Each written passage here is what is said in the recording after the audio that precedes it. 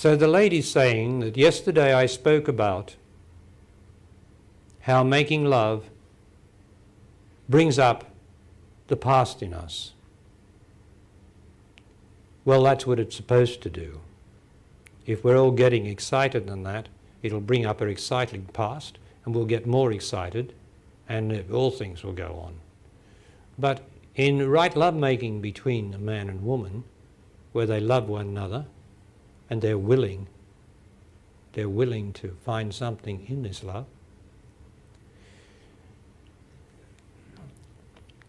every sexual disappointment in your life, every lover you've ever had, is still there emotionally in your body. It doesn't just go away. It lies down there, and it's called the part of yourself, your emotional content down there. Now love, emotion is not love. But love stirs the emotions of yesterday, because emotions are twisted pieces of love.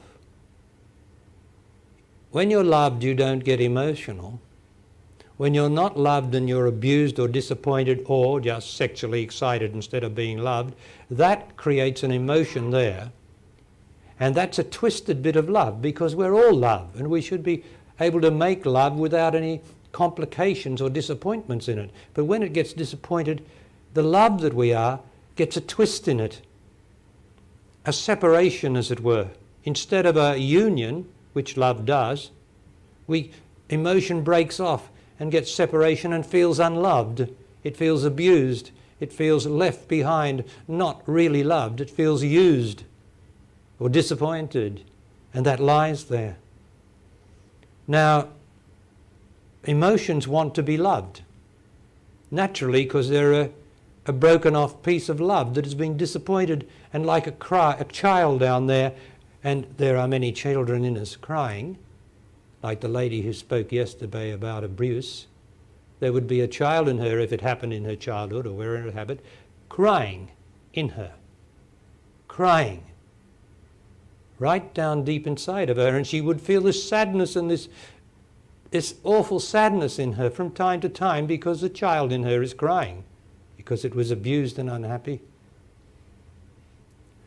The love that we make is supposed to bring up this emotion, because it will attract the emotion, because the emotion wants to be loved.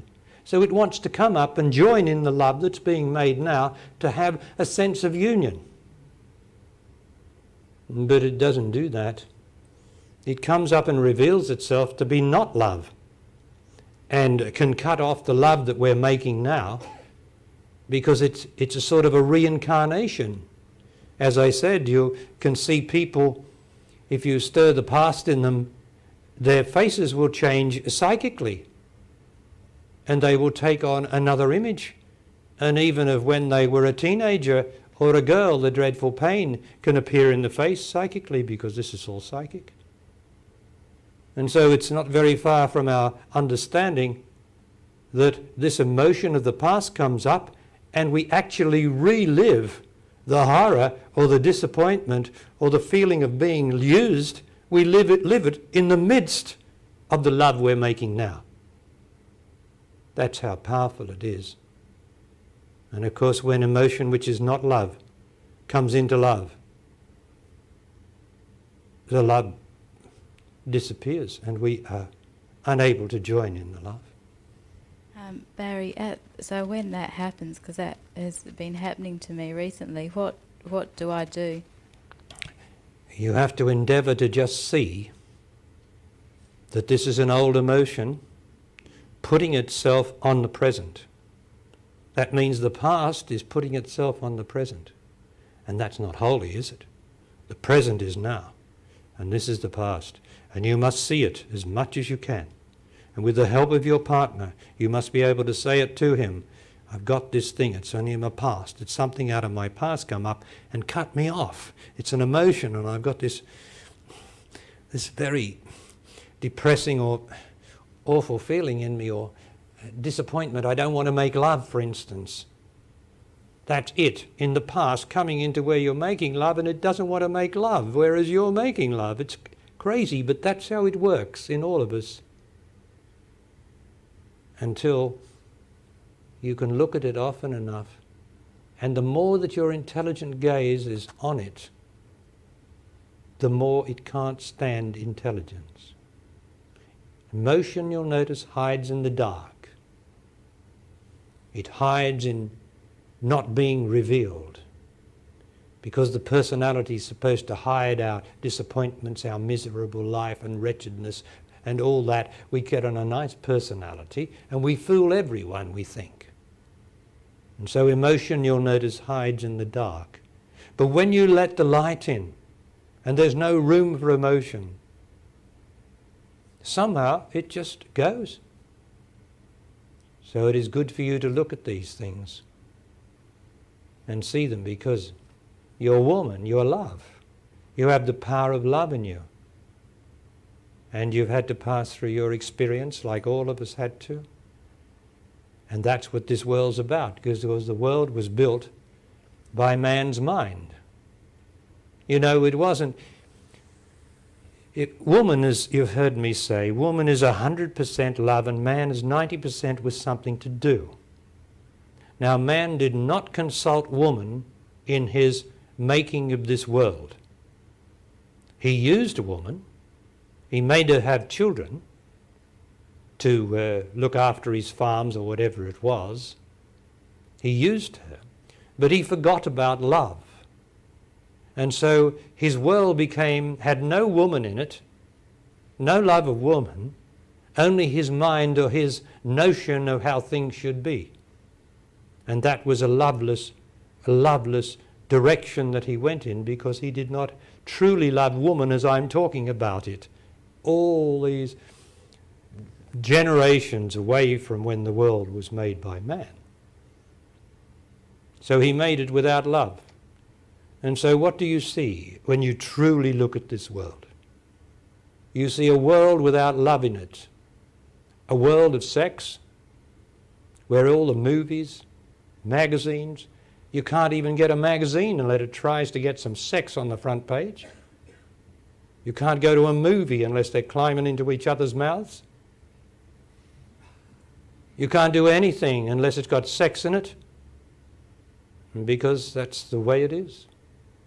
We made this world and now we've got to live in it, but the individual can change it. You and I can change it.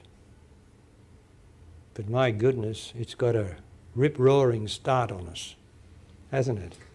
But the beauty of it is that everybody dies. So it's all right. There's no losers, really.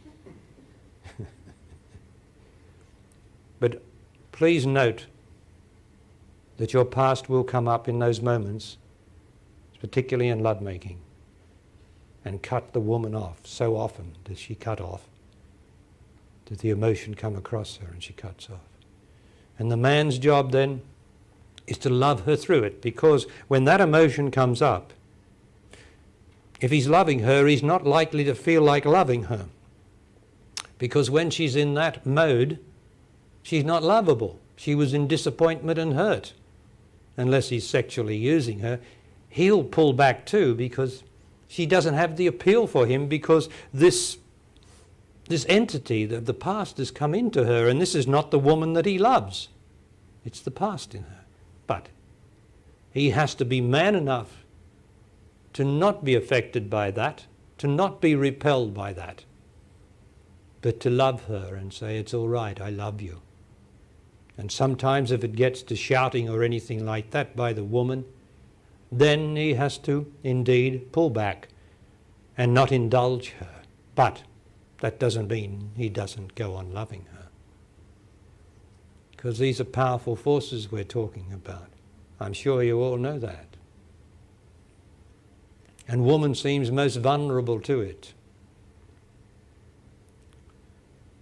And that's what man's penis is about. If you've listened to my Making Love tapes, I'm sure I say this in there, I do.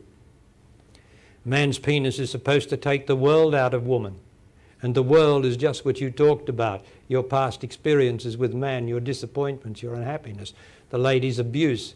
The loving penis is supposed to go in there into into the vagina where all these things lie in that consciousness, and gradually through love take it out of her, so there's no more need to be concerned about that past now, because I love you now, not in the past. I love you now. And that's what it's supposed to do. And she's supposed to feel greater love and freedom as he takes it from her.